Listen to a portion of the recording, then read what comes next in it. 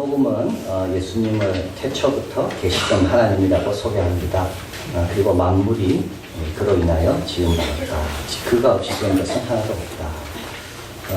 구약은 아버지가 창조하셨다고 되어 있지만 신약은 예수님이 창조하셨다. 이 뜻은 뭐냐면 아버지가 생각하시고 아들이 이행하시고, 그래서 아버지도 창조하심이 맞고 아들도 창조하심이 맞고, 그리고 그 안에 생명이 있었는데 이 생명은 사람들에게 주기 위한 생명이고 또 참빛으로 오셔서 각 사람을 비추신다. 이렇게 요한복음은 예수님을 소개합니다.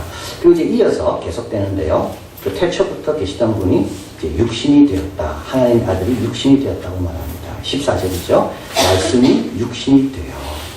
이 육신이 됐다는 말은 이거는 굉장히 중요한 사건입니다. 왜냐하면 하나님이 인간이 되신 거기 때문에 그렇습니다. 그래서 기획해보면 이걸 가지고 고민을 많이 했습니다. 왜 하나님이 인간이 됐을까? 모든 이 땅에 있는 신들은요, 인간이 하나님이 된 거거든요. 그런데 왜 기독교의 하나님은 하나님이 인간이 되셨을까? 틀림없이 이유가 있을 거다. 이거를 좀 진지하게 생각해봐라. 이 땅에 있는 모든 기적보다도 더 진지하게 생각할 기적이 바로 하나님이 육신을 입고 이 땅에 오신 거다. 여기서 육신을 입었다는 말은 33년만 입으신 게 아닙니다. 잠시 내가 입었다가 다시 하나님으로 돌아간다, 그 뜻이 아닙니다. 우리 예수님은 이제 더 이상 안 돌아가십니다. 이제 그분은 우리의 맏형이 되십니다. 그래서 그분은 처음에는 영이셨습니다. 하나님은 영이시거든요. 그러나 이제는 그분은 영이 아니라 이제는 육신을 입은 인간과 똑같은 부활하시고 그 보여준 그 모습은 어떤 모습입니까? 그 모습은 다시 돌아간 모습이 아니고요, 우리가 될 모습인 겁니다.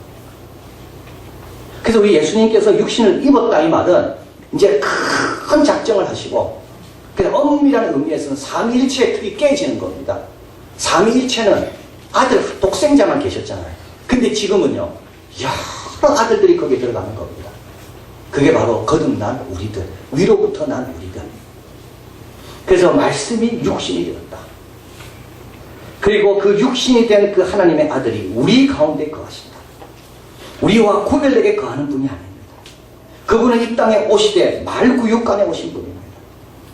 그분은 가나 혼인잔치에도 저하고 같이 들어가서 그 혼인잔치를 또 오신 분입니다. 절기가 되면 예루살렘을 향해 뭇 백성들이 올라갈 때 그분은 그 백성의 한 명이 되어서 절기를 지켜 올라가신 분입니다. 여러분, 오시는 것도 엄청난 거지만요, 우리와 함께 거하시는 것, 이것도 엄청난 겁니다. 자신을 지키지 않습니다. 보호하지 않습니다. 여러분, 태국왕이 죽었지만 태국왕은요, 철저하게 자기를 보호하잖아요. 영국 여왕은 철저하게 자기를 보호합니다. 이 땅에 있는 모든 왕들은 백성들과 함께 한 겁니다. 근데 우리 예수 그리스도는 말씀이 육신이 되어 우리 가운데 거하시네. 우리가 그 영광을 보니, 자, 이게 중요한 말이 이제 나옵니다. 영광이라는 말입니다. 이 영광은 앞으로도 계속 나오는 요한복음의 중요한 주제입니다. 유대인들이 예수님을 믿지 못하는 이유는 하나님의 영광보다 자기 영광을 더 생각해서 그렇다고 예수님 지적하십니다. 요한복음 7장 39절, 예수께서 아직 영광을 받지 못하신 거로 성령이 아직 저에게 계시지 아니하시더라. 12장 16절, 제 아들이 처음 이 일을 깨닫지 못하였다가 예수께서 영광을 얻으신 후에야 생각났더라. 요한복음 12장 23절, 인자가 영광을 얻을 때가 왔더라. 이 영광은 뭘 뜻하는 걸까요? 우리가 그 영광을 본다 할 때 예수님을 뭘 본 겁니까? 여기서 예수님께서 인자가 영광을 얻을 때가 왔더라. 제 아들이 예수님 영광을 얻으신 다음에 깨달았더라. 이 영광은요, 예수님의 십자가와 부활입니다. 예수님은 십자가에서 독생자의 아주 고귀한 모습을 보여주셨습니다. 욕을 받으시되 욕하지 않으셨습니다. 죽음 앞에서 우리 예수님은 그걸 의연하게 대처하십니다. 우리 예수님은 육신을 입고 오신 것도 순종, 우리 무리 가운데 거하신 것도 순종, 그러나 마지막 십자가에서 아버지가 버리실 때도 끝까지 순종하신 분입니다. 그래서 십자가를 보면요, 독생자의 영광, 이렇게 귀한 아들이시구나, 흠이 없는 어린 양이구나, 그뿐만 아닙니다. 십자가에서 사탄을 결박합니다. 세상 임금들을 다 쫓아내십니다. 그리고 새롭고 산 길을 십자가 위에서 여신 겁니다. 예수님의 영광은 어디서 드러납니까? 십자가에서 드러납니다. 기적이 아닙니다. 죽기까지 순종하시고 그리고 사탄을 결박하시고 온 인류에게 새롭고 산 길을 연 그 사건인 십자가 위에서 예수님의 영광이 드러나는 겁니다. 그리고 또 부활입니다. 부활은 뭘까요? 이 십자가의 결과입니다. 십자가가 다 해결했다는 겁니다. 죽다 살아난 사람은 아무도 없습니다. 그리고 그 생명을 우리에게 주는 분도 아무도 없습니다. 예수님밖에. 하나님의 옳다 인정함을 받은 사건이 부활입니다. 십자가에서 다 문제가 해결됐다는 것을 증명하는 것이 부활입니다. 자, 그래서 십자가와 부활은 뭐냐면 하나님 아들만 할 수 있는 그 일을 하시되 충성스럽게 아름답게 완벽하게 행하시고 그 결과를 보여주는 것이 십자가와 부활입니다. 이 땅에 어느 누구도 그 일을 할 수도 없고 하지도 않습니다. 그러나 예수님은 하나님의 아들이요, 당신이 할 수 있는 일, 당신만이 할 수 있는 일, 그걸 십자가에서 하시고 부활로 그 결과를 보여주신 겁니다. 자, 그래서 이제 예수님의 십자가와 부활로 인하여 우리에게 뭐가 왔는가? 이걸 이제 사도 요한은 계속 이야기합니다. 바로 은혜가 왔다. 17절 같이 읽어봅니다. 율법은 모세로 말미암아 주신 것이요 은혜와 진리는 예수 그리스도로 말미암아 온 것이라. 참된 은혜는 예수님의 십자가와 부활로 우리에게 왔다. 자, 그 은혜가 뭔가? 14절 은혜와 진리가 충만하더라. 그 은혜는 충만합니다. 이 충만한 뜻이 뭘까요? 이 충만하다는 것은요, 모든 것을 덮고도 넘치는 것, 흘러 넘치는 것, 이게 충만합니다. 우리의 죄가 아무리 많아도 그 은혜가 충만하기 때문에 그 죄를 다 덮어버리는 것이 이게 은혜의 충만함입니다. 돌아온 탕자가 돌아오잖아요. 그때 아버지가 탕자에게 하늘을 보면 이게 충만함입니다. 아버지는요, 잘 왔다 이 말만 하지 않습니다. 목을 끌어안습니다. 그리고요, 겉옷을 덮어줍니다. 반지도 뺏어줍니다. 신발도 벗어줍니다. 그리고 송아지를 잡아 잔치도 합니다. 이게 뭡니까? 이게 충만한 은혜입니다. 우리 예수님께서 행하신 걸 가만히 보면 전부 충만한 은혜입니다. 우리 예수님은 물고기 두 마리 보리떡 5개로 오병이의 기적을 행하시죠. 이때 여러분 물고기 두 마리 보리떡 5개 가지고요 100명만 먹여도 이건 대단한 기적입니다. 근데 우리 예수님은요 1000명을 먹이신 게 아닙니다. 전부 다 100일을 먹이셨습니다. 그리고요 남았습니다. 우리의 어떤 죄와 잘못과 허물이 있어도 이 충만한 은혜가 들어오면 아무것도 아닌 게 됩니다. 이게 충만한 은혜입니다. 에베소서는 이 충만한 은혜를 이렇게 표현합니다. 허물과 죄는 죽은 우리를 살리시되 함께 살리시고 아들과 함께 살리시고 일으키시되 아들과 함께 일으키시고 앉히시되 아들과 함께 앉히시고. 그냥 살려도 은혜죠. 그런데 아들과 함께 살립니다. 아들이 사는 것처럼 우리도 살리십니다. 그냥 일으켜서도 은혜입니다. 근데도 아들과 함께 일으키십니다. 아들이 받은 모든 것들을 우리에게 똑같이 제공해 주시는 것.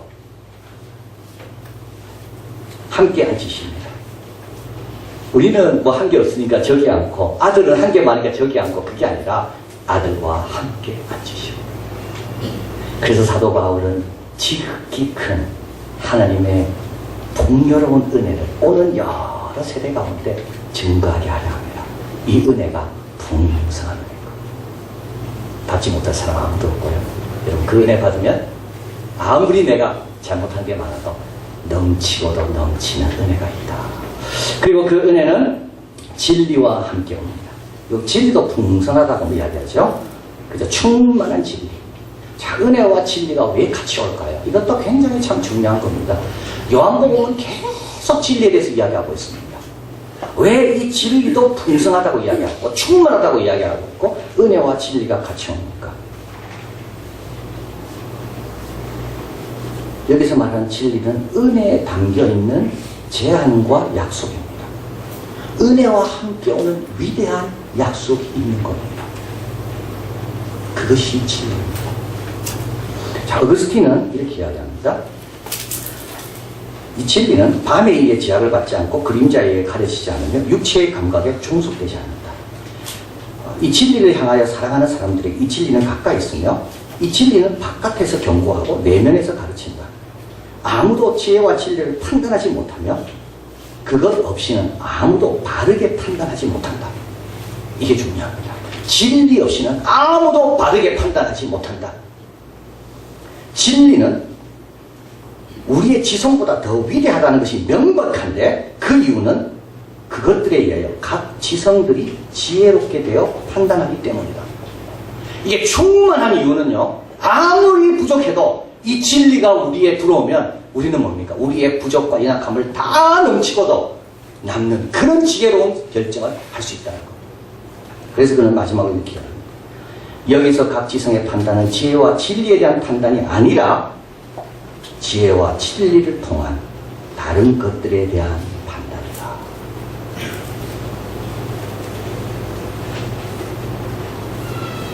예수님을 통해 온 진리는 뭘까요? 하나님이 나를 이처럼 사랑하신다. 하나님의 은혜는 우리 죄를 덮고도 넘치는 은혜를 주시는 분이 우리 하나님이라는 거예요. 예수님을 통해서 오는 진리는요, 나를 믿는 자는 죽어도 살겠고 살아서 믿는 자는 영원히 죽지 않는다는 진리입니다.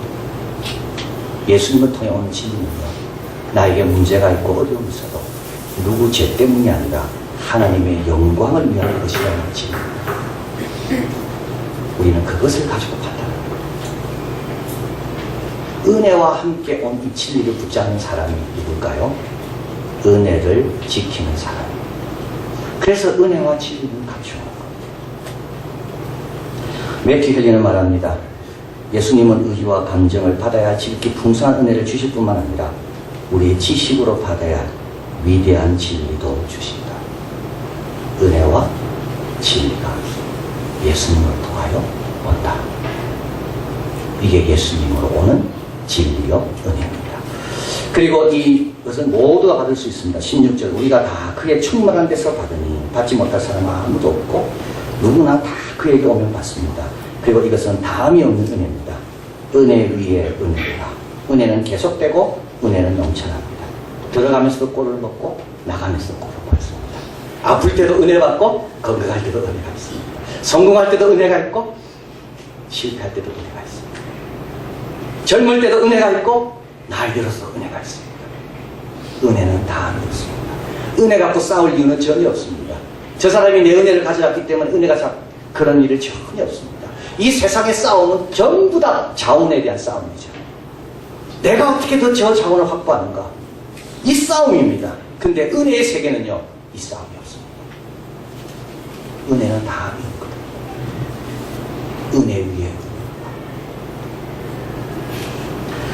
자, 그럼 어떻게 해야 됩니까? 우리 예수님의 십자가와 부활을 통하여 우리에게 이 주어진 풍성한 은혜, 그 안에 함께 있는 진리, 그리고 누구에게나 허락된 은혜요, 누구나 받을 수 있는 다함이 없는 이 은혜. 이 은혜를 어떻게 내가 계속 풍성하게 유지하고 지켜냅니까? 첫째는 보라, 우리가 그 영광을 보니. 여기는 두 가지 뜻이 있습니다. 첫째는요, 딴 거 보지 말고 십자가와 부활을 보라. 여러분, 딴 거 보면 시험입니다.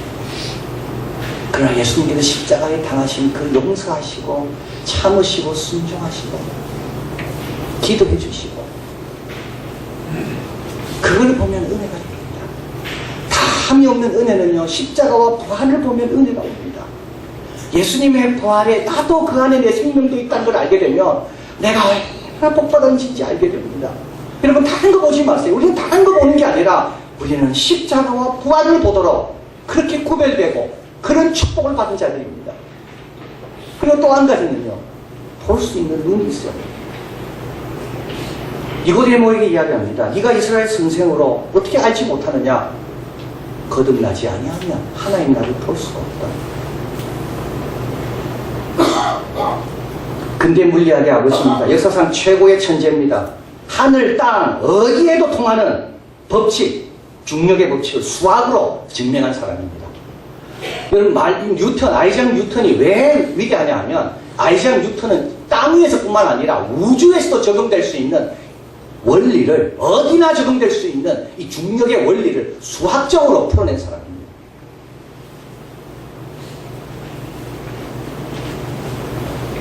그런데 아이작 뉴턴은 본인도 자기가 천재인 줄 몰랐고요, 처음에는. 그래서 자기가 인정받으려고 노력했습니다. 친구들한테 왕따였는데 어떻게 하면 친구한테 잘 보일까? 그러다가 캠브리지를 졸업할 때야 돼서, 벌써 졸업할 때는 세계적인 수학의 대열에 들어갔습니다. 그때야 돼서 나에게 주어진 길은 다르구나. 더 이상 친구에게 잘 보이는 걸 그만두게 됩니다. 문법학교를 다니는데요. 이때 하수구를 치던 사람이 있었습니다. 근데 뉴턴이 집에 갔다 다시 돌아오는데 뉴턴은 하수가 안 받습니다. 뉴턴은 너무 게으르다는 거예요. 그리고 집안에 온갖 도구들을 다 만들어 놓으니까 집에 엉망이 된다는 거예요. 아마 그 사람이 뉴턴 만든 도구들 보강을 하고 있었더라면 지금 자자후손 아마 잘 살 겁니다. 뉴턴 총이 하나만 가져도요, 지금 돈 많이 봅니다. 그래서 소도비 경매장에 가보면, 소도비 경매에서는 뉴턴의 목록을 다 갖고 있습니다. 뉴턴이 쓴 편지 하나만 가져도. 근데 하숙집 아저씨는 뉴턴 안 받는다고. 내 집 더럽힌다고. 그리고 뉴턴과 같이, 뉴턴 엄마가 뉴턴 농사짓기를 원했거든. 근데 그 집에 일하던 일꾼들, 뉴턴이 캠브리지 간다는 말을 듣고 막 조롱했습니다. 그래, 너같이 게으른 사람은 대학 공부밖에 너한테 맞는 것이 없다. 잘 가라. 조롱입니다, 조롱. 그리고 캠브리지 가서도 마찬가지입니다. 뉴턴의 친구들은 뉴턴을 알아보지 않았습니다. 그래서 뉴턴이 유명해졌을 때 친구들이 그 사람이 나하고 캠브리지 다녔나 안 다녔냐? 아무도 몰랐다는 거예요. 근데요, 더 황당한 건요, 뉴턴 어머니입니다. 뉴턴 어머니는 뉴턴이 대학 공부하는 걸 낭비라고 생각했어요. 돈을 잘 안 대줬어요. 그래서 뉴턴은 선배들의 요강을 갈면서 공부했습니다. 돈이 없었어가 아니고 엄마가 뉴턴에게 돈을 투자하는 것은 아깝다고 생각했기 때문에. 뉴턴이 적은 자연 철학의 수학적 원리라는 책이 있습니다. 이거는 라틴어로 적었습니다. 그 책을 보려면요, 라틴어부터 알아야 돼요. 그 책을 이해하려면요, 수학을 알아야 돼요. 하나님이 하신 일을 알아내려면요, 기본적인 것도 해야 됩니다. 그게 뭘까요? 거듭나는 것. 세상의 모든 게 다 그렇습니다. 글을 모르면 책을 모르겠습니다. 그 학문에 대해서 연구를 안 하면 그 학문을 이해할 길이 없는 것처럼, 영광의 주가 여기 계셔서 우리가 못 알아보는 이유는 내가 아직 그분을 보기에 합당한 눈이 되지 않았기 때문입니다. 우리 예수님 말씀, 요한복음 9장 41절 읽어봅니다. 예수께서 가라사대 너희가 소경이 되었다면 죄가 없으려니와 본다고 하니 너희 죄가 그저임입니다. 여러분, 보는 거 의지하지 마시고요, 본다고 자꾸 생각하지 마십시오. 예수님이 3년 동안 걸어다니셔도 많은 사람들은 육신으로밖에 못 봤습니다. 예수님께서 그들에게 이야기하는 겁니다. 너희들이 보지 못한다고 했으면 내가 고쳐줄 건데 너희들이 본다고 하니까 여전히 죄가 있구나. 여러분, 남의 허점 잘 보입니까? 고쳐달라고 기도하십시오. 영광이 안 보입니까? 고쳐달라고 기도하세요. 뭔가 자꾸 마음이 답답하고 그렇습니까? 제대로 보려고 노력하세요. 은혜 위에 은혜는 어디서 옵니까? 우리가 그 영광을 보니 거기에서 은혜 위에 은혜가 오는 겁니다. 그리고 두 번째로 또 예수님이 주는 걸 받아야 됩니다. 여러분, 예수님이 주는 걸 받아야 됩니다. 자기가 원하는 건 다 뭡니까? 우리가 원하는 거 받아봤자 그렇게 유익하지 않습니다. 내가 원하는 게 뭔데요? 자유 아닙니까? 권리고 능력이고 물질이고 일 안 하고 돈 버는 거고. 그래서 예수님을 막 쫓아오는 이유는요, 떡을 만들어 주니까, 그러면 떡 주시니까 일 안 해도 되고. 돌아온 탕자가 그가 원했던 게 두 가지입니다. 하나는 아버지 재산이고, 그 원하는 대로 됐습니다. 그래서 망하죠. 두 번째 원했던 게 있습니다. 이제 돌아오면서 종의 하나로 좀 여겨달라는 겁니다. 그런데요, 그가 구하는 것보다 그는 더 좋은 걸 받았습니다. 왜냐하면 아버지가 주는 걸 받았기 때문에. 지난주 우리 김주태 목사님 설교하면서 하루살이와 나비와의 대화, 하루살이는 내일이었기 때문에 나비가 내일 만나자는 말을 이해 못한다 했습니다. 그리고 나비와 참새와의 대화, 참새가 내년 봄에 만나자 하니까 나비는 1년 이상 살아본 적이 있기 때문에 몇 년이라는 이해를 못합니다. 여러분, 신앙생활이 왜 어려울까요? 말씀이 육신이 되어 우리 가운데 거하시는 그분과 동행하기 때문에 어려운 겁니다. 우리는 하루살이요 참새밖에 안 되는데 그분은 하늘에서 오신 분이거든요. 그래서 그분의 뜻을 따르고 그분을 알아가고 그분께 순종하는 것이 참 어려운 겁니다. 그분이 우리하고 수준이 같다면 뭐가 어렵겠습니까? 내가 원하는 것을 그분도 원하고 내가 구하는 것을 그분도 주고 싶어 하면, 그런데 그분은요 하루살이의 수준에 맞춰주는 분이 아니거든요. 자유 대신 순종하라고 하십니다. 능력 대신 믿으라고 말씀합니다. 편리 대신 성숙하라고 말씀합니다. 왜요? 우리는 영원히 살지 않기 때문에. 왜 우리에게 교회를 주실까요? 왜 우리에게 사명을 주시고 십자가를 주시고 가시를 주시고 왜 우리에게 기도하라는 명령을 주실까요? 우리는 영원히 살지 않습니다. 그에게서 받으니 은혜와 진리가 충만하다. 그리고 마지막으로 증거해야 됩니다. 15절 요한이 그에 대하여 증거하여 외치라되 26절 같이 읽어봅니다. 요한이 대답하되 나는 물로 세례를 베풀거니와 너희 가운데 너희가 알지 못하는 한 사람이 있었으니. 이게 중요합니다. 말씀이 육신이 되어 우리 가운데 거하잖아요. 우리가 증거하는 분은 지금 어디 계십니까? 저기 하늘에 계신 분이 아닙니다. 우리가 증거하는 분은 우리 가운데 서 계시는 분입니다. 에베소서에서 사도 바울은 이야기합니다. 곧 오셔서 먼데 있는 너희에게 평안을 전하시고 가까운 데 있는 자들에게 평안을 전하셨으니 이는 저로 말미암아 우리 둘이 한 성령 안에서 함께 나아감을 얻게 하려 하십니다.